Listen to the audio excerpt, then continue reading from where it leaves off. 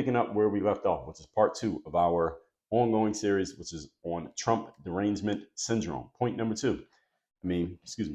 2, point number 5. Here's the key thing with cognitive dissonance, also known the cognitive dissonance known as TDS when it comes to Trump. Cognitive dissonance people have when it comes to Trump is called Trump Derangement Syndrome. It is not so much that it happens, because this cognitive dissonance happens to all of us at different times for different reasons throughout our lives. I just gave you in part 1 of this series, I gave you some examples of it even happening either to me or happening around me. I was the source of it in one example I gave you. I was the recipient of it in another example I gave you. All of us have had certain beliefs that have clashed with reality, and we found out that what we believe to be true might not actually be true, or it appeared to not be true. And the key to handling cognitive dissonance is not to prevent the dissonance from happening, which is impossible.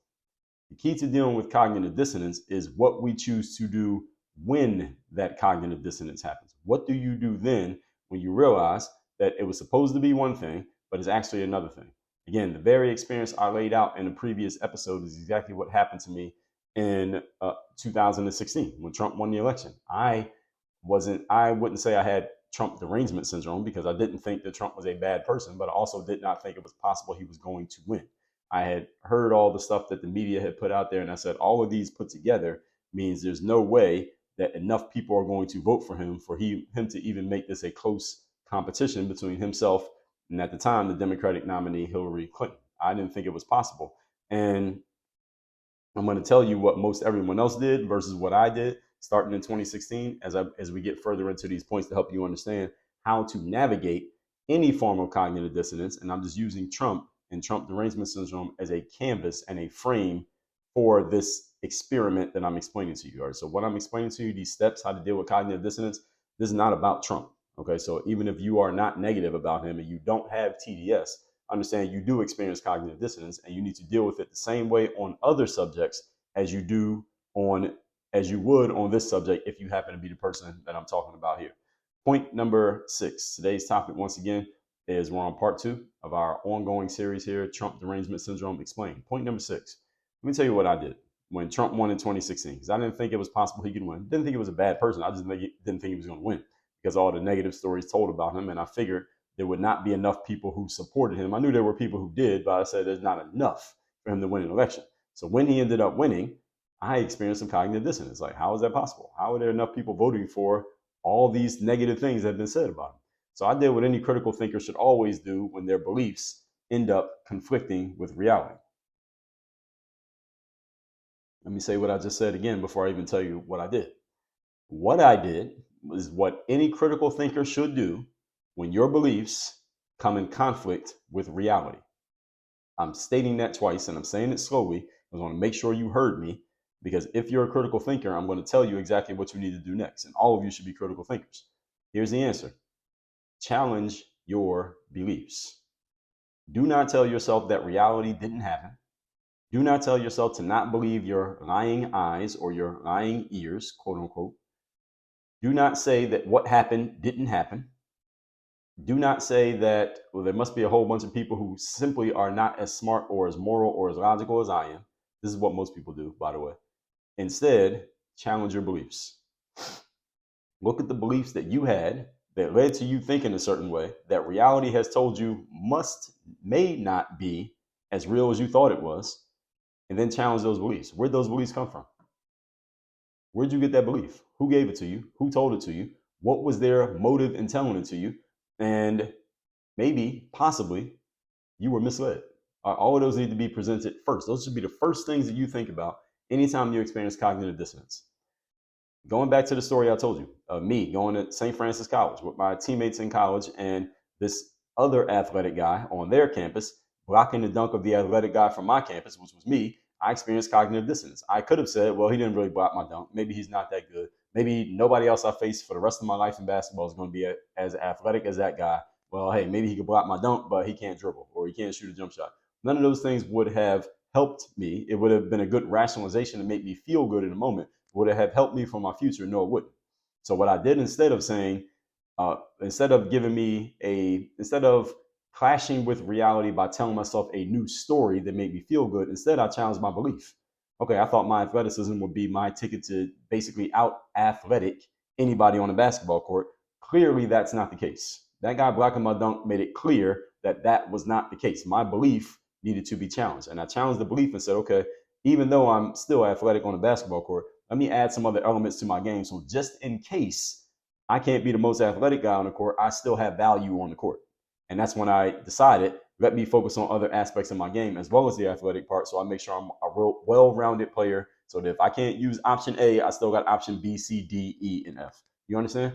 Challenge your beliefs. And that's what I did.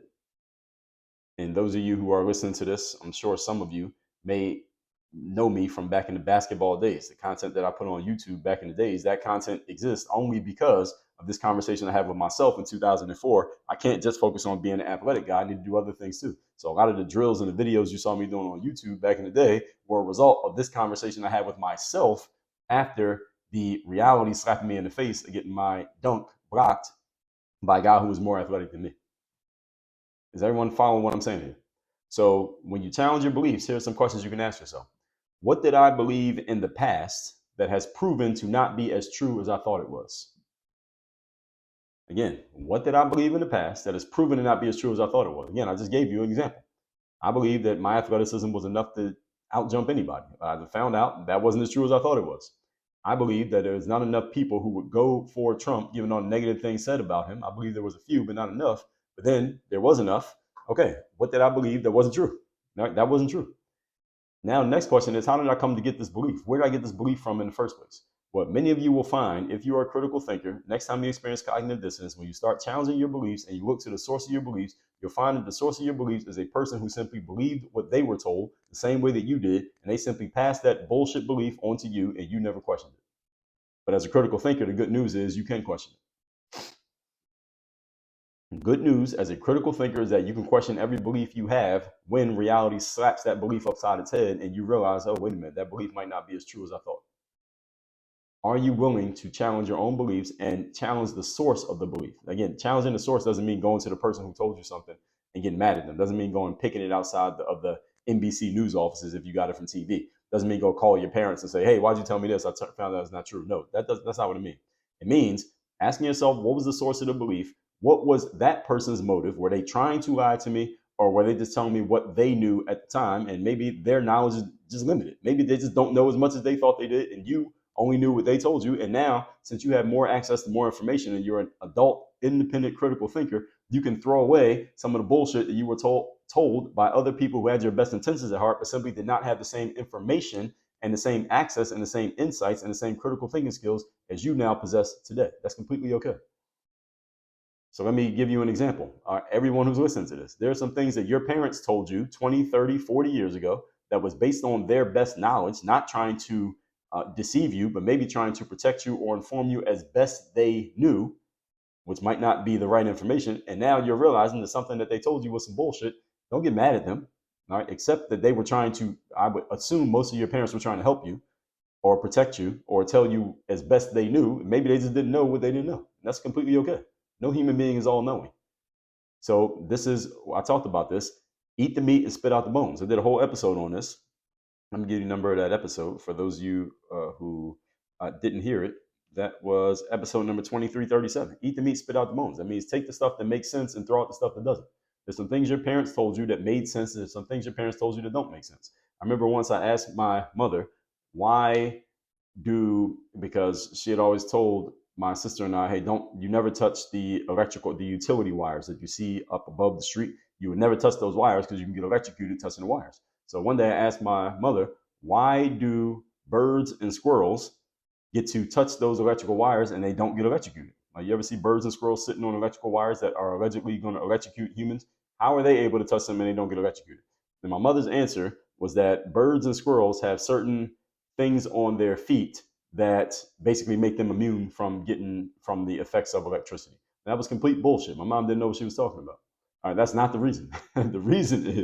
One reason is that the wires, depending on where you live, the wires are designed in such a way that touching them alone is not going to electrocute you. Another reason that electricity is always seeking ground. Electricity is always going down, like gravity. So the electricity may not be at the top of the wire. So if you're on the top of the wire, you may not get electrocuted, but if you touch the bottom, you might get electrocuted. But what my mom said was complete bullshit. She didn't know what she was talking about.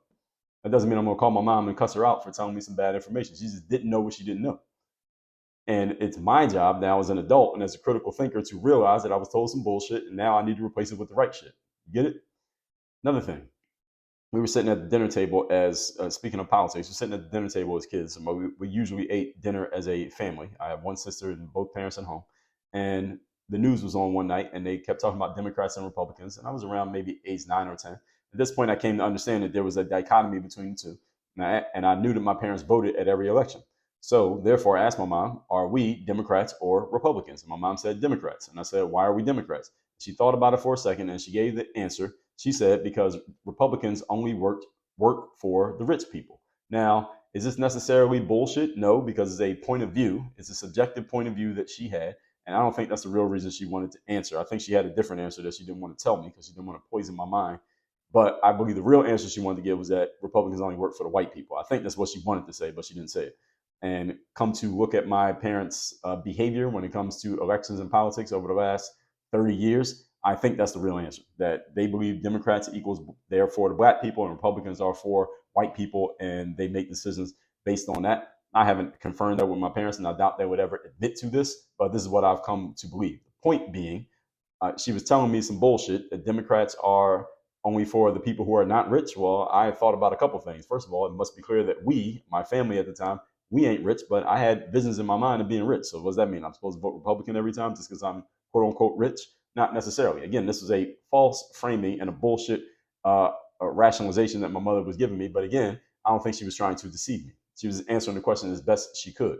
The point being, folks, when you're an adult and you're a critical thinker, you don't have to accept the things that you were told in the past. As a matter of fact, you should challenge everything you've been told in the past and examine them and make sure they are as true as you thought they were when you first heard them. Some of you, to this day, are still deferring to the people who you know, love, and trust, like your parents and your friends, for advice on things on which your parents and friends are completely unqualified to be advising you. All right, let's just keep it real. Some of you are getting advice from people who are unqualified. Unqualified meaning their information is no better than the information that they've already given you, meaning it's just hearsay. Somebody told it to them, they accepted it and believed it. Now they're telling it to you and you're accepting it and believing it without examining, does this actually make sense? Does it actually make sense? If someone gives you something that you're not sure it makes sense, you can hold it up to anything logical or that you can prove and weigh what they told you against that. And if it's actually useful, then it should stand up to challenge. It should stand up to scrutiny.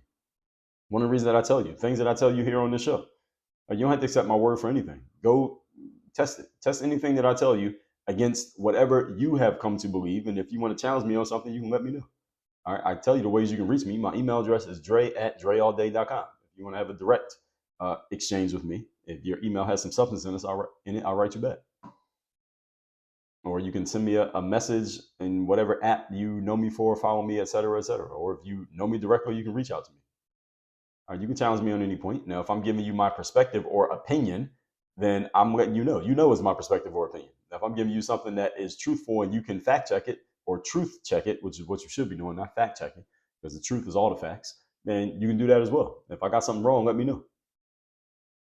Point being, critical thinkers challenge everything. They question everything. The key trait of a critical thinker is that they question every single thing. They accept nothing on surface. Nothing gets accepted on the surface, regardless of the source of the information. Again, regardless of the source of the information. Just because it's on the news does not mean it's true. Just because your mom told you doesn't mean it's true. Just because your best friend said it does not mean it's true. Just because it makes you feel good and it validates your ego does not mean it's true. And depending on who you're talking to, there are some very smart people who know how to manipulate others by validating and affirming your ego and telling you some bullshit at the same time because they know that you're going to suck it up and you're not going to question anything because it makes you feel good. Be very careful, folks. Not careful of them, careful of yourself, because you're the one who's being deceived. They're just doing what you have shown them they should do, which is if some of you have egos that anytime someone strokes your ego, you will accept anything that they say about you or to you because it makes you feel good. And they're lying to you right to your face, but your ego won't let you see the lie. And see, the critical thinker is not just about challenging things that other people say, it's also about challenging your own beliefs and your own bullshit. And all of us have some bullshit that we believe because it protects our ego to believe it. So you got to be open to challenging yourself as well. So don't take this critical thinking point to just mean them out there. It also means you in the mirror. Okay, everybody got me? Okay, this is especially important when it comes to information, as I just explained. Anything you receive from your friends, family members, teachers, authority figures, politicians, experts, media members, and most important source yourself, all of these things need to be challenged if you're a critical thinker. Accept nothing regardless of the source, especially because of the source. Something comes from a source, and especially when that source is presenting whatever it gives you as if, you should accept it because they said it. Be very, very, very wary of that framing. Oh, a doctor said it, so that means I got to do it. Bullshit. It said it on the news, it means I have to do it. Bullshit. My parents said it, that means I should accept it. Bullshit. My best friend said it, that means I should believe it. Bullshit. I said it to myself, that means I should believe it. More bullshit. Bullshit times 10. Doesn't mean it can't be true. The news can tell you something that's true. The doctor can tell you something that helps you. Your parents could have told you some things that are useful. Your best friend can tell you some things that are good. You can tell yourself things that are helpful to you. Doesn't mean everything that you or any of those other sources say is true and should be accepted in blind faith without challenge. That's what it means. Critical thinkers understand this in their bones. Everybody following where I'm at here? Okay. Here's the problem, though. Let's move on to point number 7. Today's topic, once again, we are talking about Trump Derangement Syndrome, where it comes from. This is part 2 of our ongoing 3-part series. Point number 7. Here's the problem. Most people ain't critical thinkers. So everything I just explained to you in point number 6 applies in only one circumstance. You have to be a critical thinker for it to work. See, this doesn't work if you're not a critical thinker. Everything I just told you on point number 6 is completely invalidated if you are not a critical thinker. In other words, you accept things that you hear because they serve your ego, or they serve your emotions, or they are aligned with the current worldview that you showed up with today, then you're not a critical thinker. So if I believe that Trump's a terrible person, and then my best friend says Trump's a terrible person, there's no way he could win, that means everybody who voted for him must just be an idiot and they just like bad people. See, that's not critical thinking. See, that's serving my ego. See, if my parents told me something when I was 12 years old and now I'm 42 years old and I just keep on believing it just because my parents said it and it serves my current worldview, that's not critical thinking. Doesn't mean that it's necessarily wrong what they said, but it's also not, but it doesn't mean it's critical thinking. It's absolutely not critical thinking. Critical thinking does not mean you have to reject everything you're told, folks. I want to be clear on that. Critical thinking just means you challenge and question everything that you're told. And if something that you're told is actually true, it will stand up to challenge and questioning. That's the point. This is the reason why we had a court of law. Someone's actually telling the truth. Right? When you get on the stand in the court of law, what do they say? You swear to tell the truth, the whole truth, and nothing but the truth. If someone's actually telling the truth, then their whole story will stand up to critical questioning and challenge. Why? Because it's truth. See, you don't have to remember the truth. You got to remember a lie. Lies fall apart when they're exposed and questioned and challenged and looked at from multiple angles. You eventually figure out that somebody's lying. See, when someone's telling the truth, you could ask me the same questions from as many different angles as you want and question me 10 different times. The story is going to always check out because I'm telling you the truth. That happened. Things that I'm telling you happened. When I tell you I went to St. Francis College and I tried to dunk on this guy and he blocked my dunk, that happened. All right, you can ask me that question. You can ask me about that story from as many different angles as you want. The story is always going to be the same story because it happened. See, now if I was lying to you, on the other hand, then I would have to remember the story and there would start to be irregularities in my story if you keep asking about it. If you knows anything about a police officer, for example, in an interrogation, one of the things that the cops are trained to do is when they sit down and interrogate a person, they'll ask them to tell a story about whatever they're questioning the person about. And the person will tell the story. And then the cops will just keep talking to them, asking them questions. And they'll, in these subtle ways that you may not even notice, the cop will keep asking you to retell different parts of the story. And they'll use different questions and they'll come from different angles to get you to retell certain parts of the story over and over and over again. And if you're lying, it's going to be clear that you're lying because there are going to be irregularities in the way you tell the story because they keep asking you from different angles. You don't even realize that they're doing it. And they're basically building a box around you while you're lying if you're lying. If you're telling the truth, your story is going to be the same no matter how they do it. So if you tell a story of what happened from 7 o'clock at night to 11:30 at night, and I tell you the whole story straight as it happened chronologically, and then you say, tell me what happened again at 11 o'clock, what happened again at 7:30, who called you at 9:25, who called you at 10:30, who'd you text at 11:15? If you jump around in the story and keep asking me questions, the story is still going to check out if I'm telling the truth. And if I'm not telling the truth, I'm going to start forgetting my lies and it's not going to work. See how that works? See, critical thinkers aren't afraid of challenging their beliefs because if your belief is bullshit, a critical thinker wants to know it's bullshit. You want to know that your beliefs are bullshit. And if your belief is true, a critical thinker wants to know it's true. That's why we challenge our beliefs. Okay, I know this is true because it stood up to critical challenge. It stood up to scrutiny. Everyone understand what I'm saying here? I hope you do. If you don't, rewind this and listen to it again. All right. Most people are not critical thinkers. Even the most intellectual and quote unquote highly educated people you know, and highly educated, usually when people say that, what they mean is people who went to college and beyond. Many of them are not critical thinkers. I know a lot of highly educated people who are not critical thinkers. These are college degree holders and advanced degree holders. They are not critical thinkers. Why? And I'm going to explain why in a moment. These people, the more educated a person is, and the more educated they see themselves as, and again, when I say educated, what I mean is college. They have attended some college, graduated, and advanced degrees. So I mean college and above. When I say educated, in this context, that's what I mean. Most of the time people say educated, that's what they're referring to. And if you challenge them on this, they try to talk around it, but they can't talk around it. This is usually what people mean if we're going to give it an objective measure. These people are usually the least open to being critical thinkers, believe it or not. You would think they might be the most open. They're actually the least open. So I'm talking to you, college graduates, degree holders. I'm talking to you right now. You all are the least open to being critical thinkers, and there's a specific reason why you're least open to being a critical thinker. Because your experience of getting educated by going to college has taught you that you are obviously smarter and more intellectually gifted than everybody else who has not done what you have done. In other words, most people who have gone to college and graduated and have some level of college degree tends to think that you are smarter than people who have not gone to college and gotten a degree like you. Now, even if you are a degree holder, let's remove you from the situation. Think of people you know who went to college. Do they tend to communicate this belief? I know enough people who've gone to college, they tend to communicate this level of belief that because they went to college, they are smarter than people who didn't go to college. And I can read it in context clues and subtle things that people do that they tend to believe going to college makes them smarter. I've heard people say a lot of this, especially after Trump won the election. You heard people saying, well, it was uneducated white people who voted in the highest majority for Trump, and the highly educated people tended to vote more for the Democratic candidate, Kamala Harris. And I've seen a lot of people say this, and they're saying it in a way, the way that they frame it is, oh, all the dumb people voted for Trump and all the smart people voted for Kamala. Oh, really? Is that how you want to frame it? Okay. Well, we could do it. You can go listen to what I've said about the educational system in America. And I say this as a degree holder. I technically fall into the educated category. Going to school does not make you educated. Going to school means you've been indoctrinated. And it means you did a good job of regurgitating the indoctrination that was put into you by passing tests. That's how you get degrees. Any of you who has a degree, the way you got the degree was by going to school, memorizing or learning, quote unquote, whatever was in the text, and then they gave you a test. You proved that you have retained it enough to spit it back out on the test, and the better you do on the test, the more degrees you are able to acquire. That's the way school works in the United States of America. If I had to put it in very simple terms, I can go on for an hour talking about that, but going to school does not make you educated.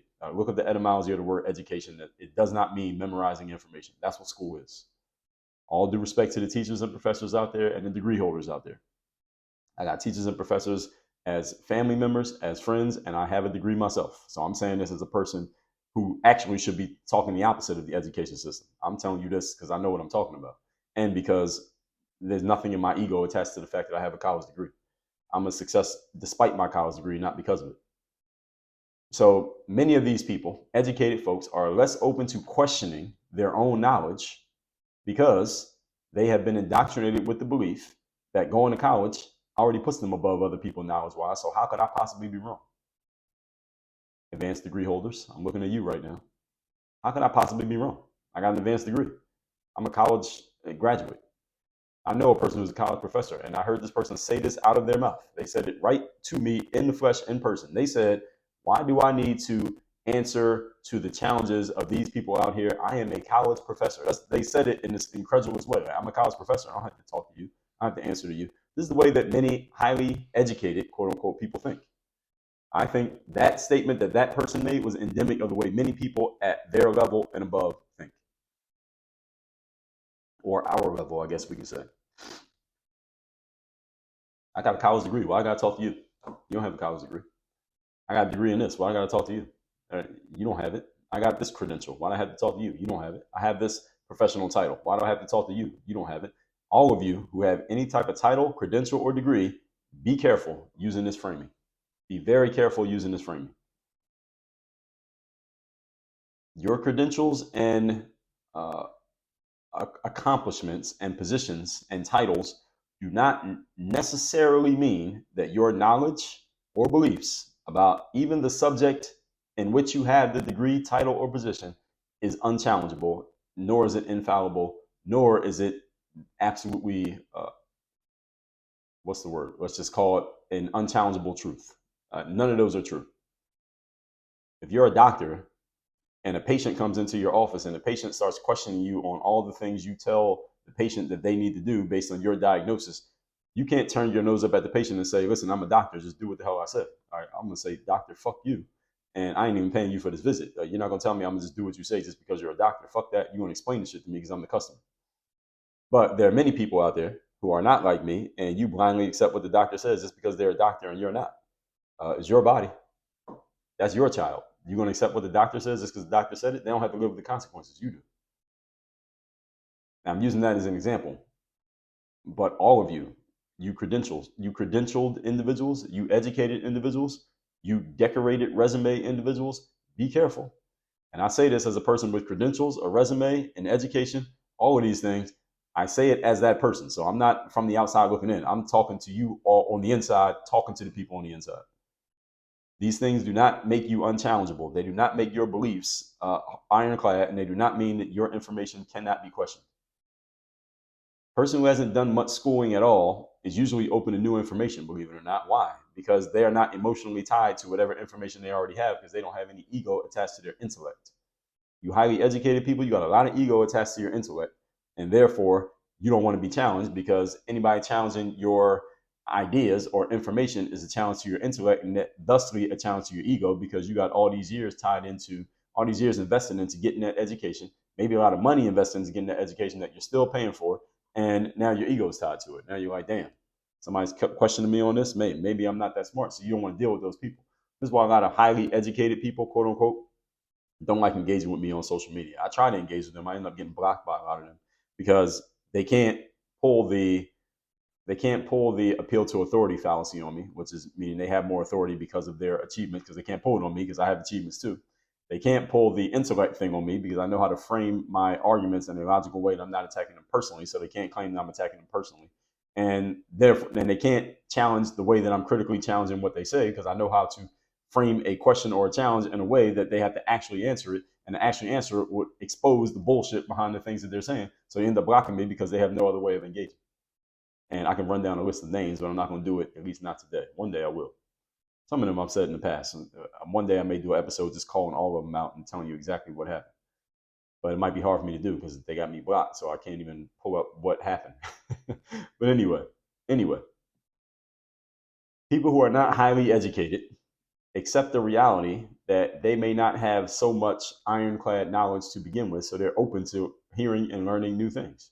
On the other hand, those of you with $300,000 in student loan debt from going to college, you may be very emotionally tied to the knowledge that you have. I mean, you paid $300,000 for it, or you're still paying it, regardless of what reality is telling you about that knowledge. And this is why cognitive dissonance is actually a trap.